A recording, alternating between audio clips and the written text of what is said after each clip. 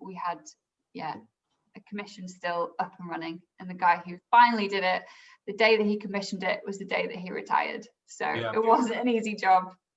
But I mean, I remember sort of talking to you quite early on, and it was always, when's the whiskey coming? When's the whiskey coming? When's the whiskey coming? But we do forget, you do have gin, and it's pretty good gin for coming from somebody who doesn't drink gin. But you know, when was the decision made to go into gin as well? Was that early and just to recoup some money, or was it always a thought process to put gin out there as well? Well, we were pretty whiskey focused at that point, so we knew we'd have to make something in the meantime whilst we were waiting for it to mature. But we'd always thought we'd do something malt spirit based, you know, liqueurs or something like that. I guess we kind of always thought it'd be centered around the grain and the malt. Neither of us had really any interest in making the gin because there were so many great gins on the market at the time, and we just thought, well, what could we possibly bring? You know, I didn't like the idea of just making something for the sake of it. Like, I wanted to get behind it and, you know, really love it if we were going to be able to sell it, or for me to make it with, you know, kind of enough enthusiasm. And it wasn't really until like our founders were kind of asking us, you know, why aren't you making gin? It's really popular, we drink it, you know, we like to kind of buy local. So I kind of reluctantly started to kind of think about it and explore it. And it wasn't until I came across vacuum distillation, so cold vacuum distillation, where you distill but under vacuum, so it lowers the boiling point of alcohol, so you can essentially distill without a lot of heat. I tasted some spirit off that, and the flavour just was unlike anything I'd tasted before. Really fresh, really clean, and that kind of got me excited from the distilling perspective. And because when we looked at stuff we had locally at our disposal, we got the local lavender, which is like 15 minutes away from beautiful lavender fields, and we've got our own honey. So my father's a beekeeper and we've got hives on site. So I thought, well, there's kind of a natural pairing, you know, honey and lavender, that's a good starting point. We've got something local, we've got something with a bit of provenance. And then it just kind of expanded out from that. And yeah, has been really, it's been more successful than we thought it has been. We've now got multiple gins in the portfolio, and a liqueur and a cardamom vodka as well, all vacuum distilled. I was going to say, because I know, again, jumping back when we've spoken before, and obviously I've poured a little bit of your gin at one of the festivals, and then Chris came along and it went down very well. And I do notice behind you that there's a boutique bottle as well, which I know you've managed to bottle your own from boutique. And I know, you know, you have won several awards with the gin as well. Yes, we have. Yeah, we've got lots of taste awards. We've also got some design awards as well, because we worked with a local artist for the artwork on the gin. You know, we kind of champion like our you know, we champion kind of craftsmanship, honesty and adventure. So we like to work with, you know, craftspeople, artists, local cooper, you know, kind of local farmers. We like to be honest about how we make stuff as well. So we, you know, we try not to kind of conceal things. We like to have, you know, everything kind of out in the open as much as possible. Obviously, we still have our kind of secret recipe that we guard. So yeah, we've also worked with some Michelin star chefs as well. Having the vacuum still and the flavors that we're producing from it started to attract the attention of some of the kind of local chefs. So we've got some awesome collaborations with them, again using fresh flowers, fresh herbs, you know, and turning them into spirits, which are really, really good cocktail mixes. And so we've been really fortunate over the last couple of years. It's just gone mad. And for those that live nice and local to you, when they come to visit you, hopefully on a regular basis, I believe the last time I was there, I'm assuming you still do, you do a refill option for the gin as well? Yes, we do. We had a lot of people bringing their empty bottles back to us, asking if we were reusing them or recycling them in some way. So we started the refill scheme out of that, so people can bring their empty bottle back and they save £6 off. Again, you know, that's just kind of a nice locals loyalty scheme that we do have some people driving up from the south, London and Hastings, with a bootload of empty bottles for their refills. So yeah, it's not just local anymore. No, yeah.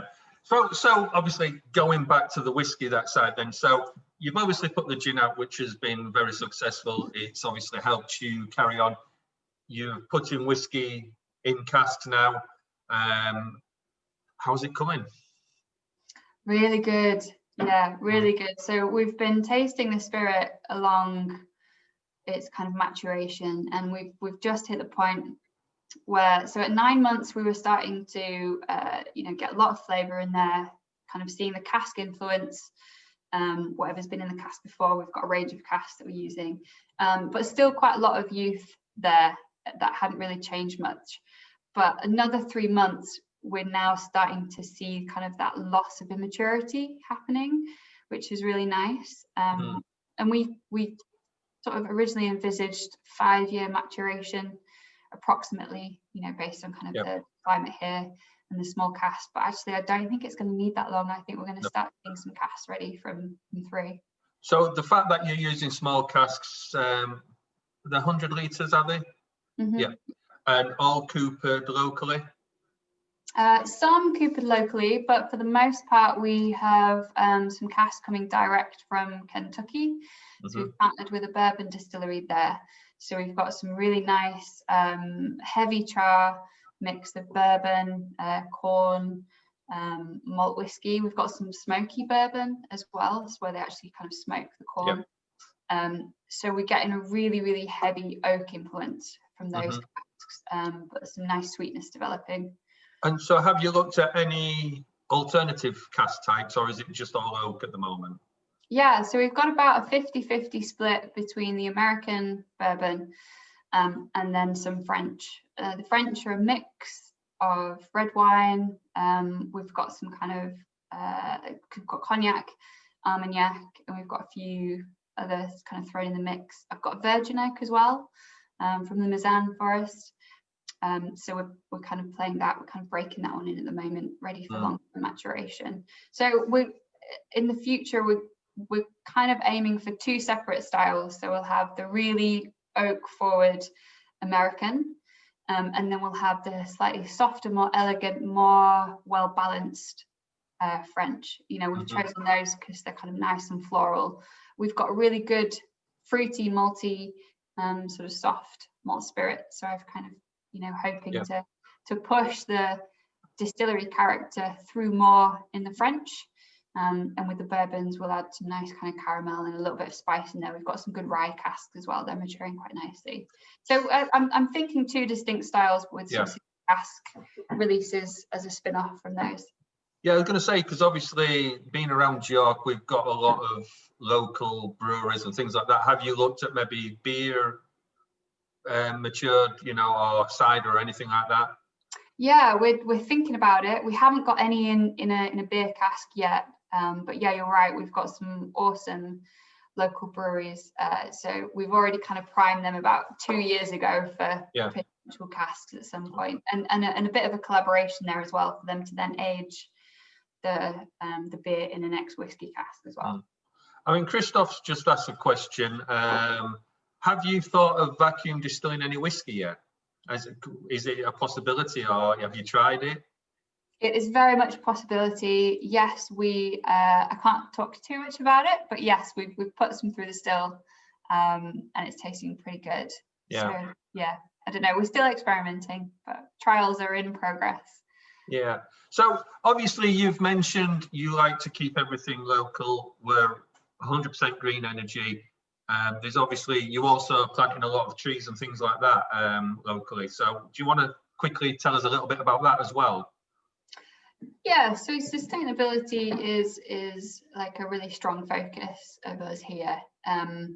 We source the local grain. So on the whiskey side of things, we have local Yorkshire barley. We've got a few farms which supply us, the closest of which is about 7 miles away. So we're very much kind of dependent on a good harvest here in Yorkshire. I mean, Yorkshire grows a lot of barley, the majority of which goes up to Scotland. So we kind of keep some back here. We used a heritage grain as well. So we use Maris Otter. Again, just kind of chosen for the flavour. So we've got local grain. Obviously, the spent grain goes back to a local farmer to feed his cattle. You know, the green energy. So we do quite a lot more on the gin side as well. We've got the refill scheme. We compost our botanicals, so we're actually a zero waste to landfill distillery. The refill scheme, again, a good, you know, that's really good for kind of just encouraging people to really think about the packaging and reusing and recycling. We use a lightweight bottle here. So like everybody likes to use a really heavy bottle for their premium spirits. So we kind of took a bit of a leap and went for a really lightweight bottle, again, just to kind of save on resources and save shipping costs, etc., and kind of pass that cost saving on to the consumer as well. So yeah, we do quite a bit. I mean, I think that's one thing that, you know, obviously the day and age that we live in now, where being green and sustainable and things like that is becoming a big thing. So to actually almost, well, basically have everything reusable or energy saving and things like that is a massive step forward these days. Yeah, I think there are lots of brands who are now starting to kind of step up to the challenge of becoming a bit more environmentally sustainable. I guess the danger is that there's a lot of greenwashing happening, or they'll maybe pick one thing that is easy to do, and they'll just kind of roll with that. So we're seeing a bit of that, which is great, you know, that's a start, but unless it's kind of fundamental to the company and how the company wants to operate, then it tends to just be quite limited. You know, we started this business based on kind of running a sustainable distillery. At that point, it was very much environmental sustainability. That's kind of what we thought sustainability meant, you know, kind of protecting the environment. Obviously, when you're making any product, you are always going to do harm. You can't make something without using resources or creating waste. So it was always to create a premium product, but minimize the kind of detrimental impact that we had on the planet. And from the very outset, we started to plant trees with the gin. So for every bottle of gin that we sell, we plant 1 square metre of woodland in the Yorkshire Dales. So again, you know, kind of local tree planting through our charity partnership with the Yorkshire Dales Millennium Trust. And that's been a really, really nice relationship, because every autumn we go out and plant, you know, we spend a day planting some of the trees. We kind of get to learn about, you know, why it's important, what the difficulties are with that as well, you know, working with the landowners, because I was quite surprised to learn that not everybody wants to see trees planted, you know, especially in the Dales. Everybody's so used to seeing beautiful sweeping hills covered in heather, but that's not how they're supposed to look. You know, they should be covered in forest, but, you know, to try and kind of remind people that what they're seeing now, what they think is beautiful, actually isn't how it's intended to be. So we've learned a lot along the way. We've also learned that sustainability is so much more than just the environment. It's about social responsibility. It's about financial sustainability as well. So it's everything. It's the people who you employ, you know, what you pay them, how it works, how you look after your team. So it's everything else around that. So, you know, it's been a really long but interesting kind of journey of us to kind of pull on everything that we kind of know and learn in Tasmania, but to expand on that more.